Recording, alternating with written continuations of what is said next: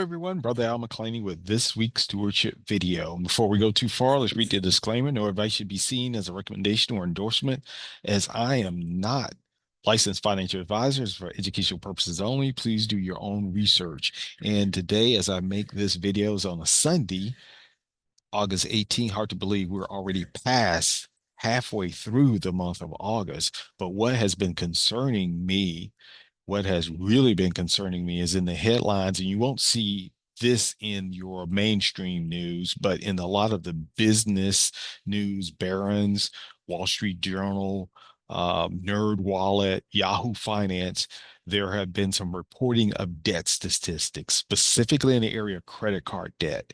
And the title of this video is Debt Trouble Signs. And I want to use the backdrop of Proverbs 22:3 in the Message Bible. Proverbs 22 verse 3 says, "A prudent person sees trouble coming and ducks. A simpleton walks in blindly and is clobbered." The average credit card balance is now $6,000 per person. And this is according to TransUnion. So it's actually over $6,000. So people who are carrying debt to compensate for steep prices such as inflation, but also we're dealing with a double hit of not only increased prices and inflation, but also the interest rates that were risen or raised by the Fed. And so far, we're looking at a cut in September. That's what they're projecting to say a cut happens in September, but we're still above the levels we've been used to. So I saw an article which I highlighted, and you can pause the video and look at and kind of ponder. It says if someone carries $5,000 in debt, which is, it says the average American we know is actually above that is $6,329. And the average APR these days is between this annual percentage rate for the interest being charged on a credit card is between 18-22%.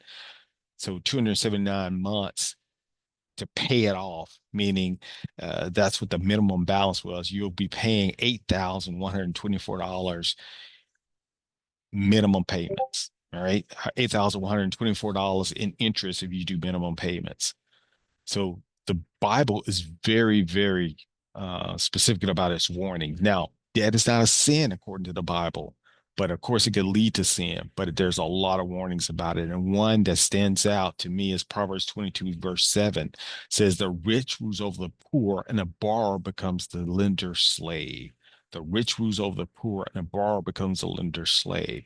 So how can you know if I'm starting to carry too much debt? Well, there's a formula that I found that Nerd Wallet had on YouTube, and you could calculate your debt to income ratio. So you take your monthly debt and divide it by your pre-tax monthly income times 100, and it'll give you a percentage. And if that debt to income is 40% or more, that means that's a sign you're under financial stress. And you probably don't need a formula or some type of mathematical equation to tell you that you're feeling the financial stress.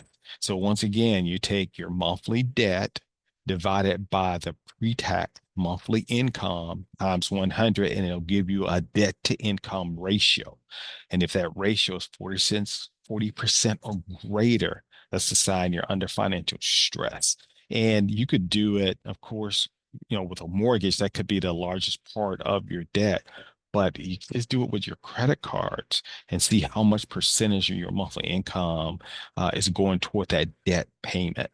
So there is hope, though. And one of the things you may have heard of is called a debt snowball. And I found about a 2-minute video which Rachel Cruz, who's Dave Ramsey's daughter, did on, in which she described a method to get out of debt called the debt snowball.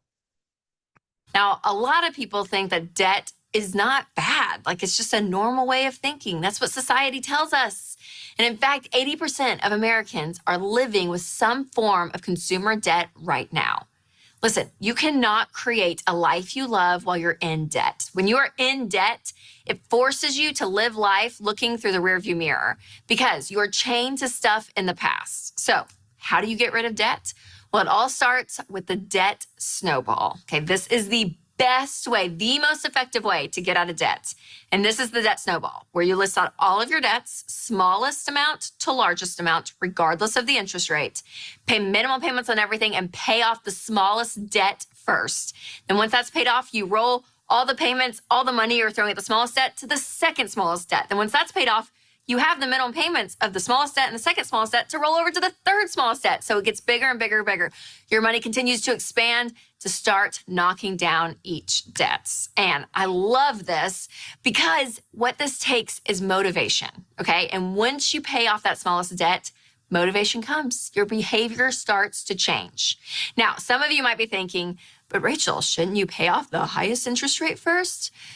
Yes, technically that would be mathematically correct. And that method is what they call the debt avalanche, which is terrible, by the way. I mean, like, avalanche or snowball? Okay, snowballs are way more fun. I don't want to be caught in an avalanche. No. So stick with the debt snowball. But again, mathematically speaking, yes, the debt avalanche could save you a few $100, mathematically speaking. But when studies have been done of people who do the debt snowball versus the debt avalanche, they actually get out of debt faster using the debt snowball. Again, because it's all about your motivation. It's all about your behavior change. Now, the debt snowball, it has worked for millions and millions of people, and I promise it can work for you.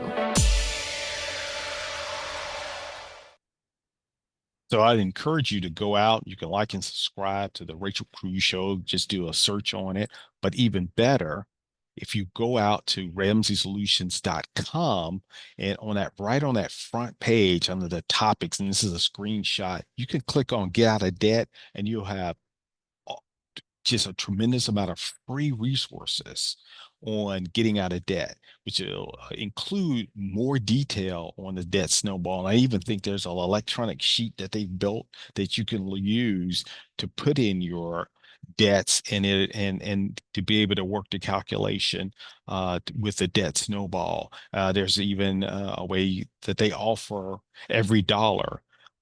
There's a free version of it to create a budget. So you can go to ramseysolutions.com and go under Get Out of Debt.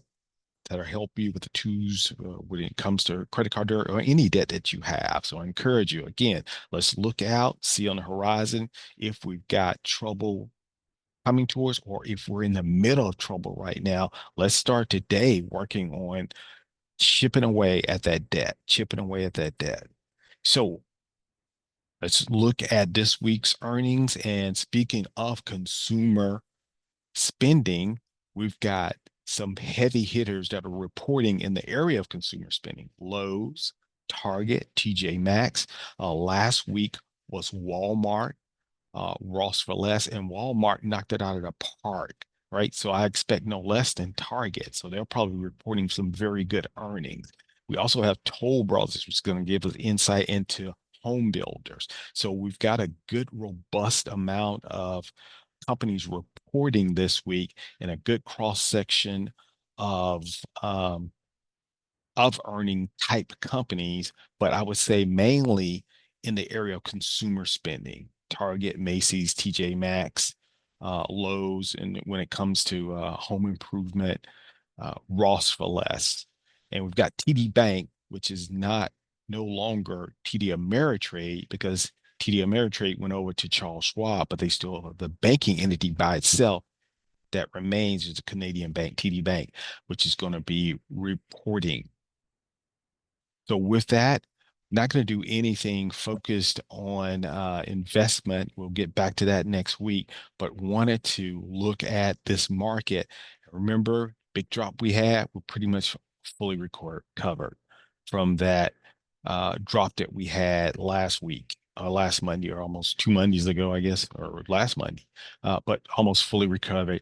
Ended with some heavy buying. And that's QQQ, which you all know is companies mostly focused on the NASDAQ or technology.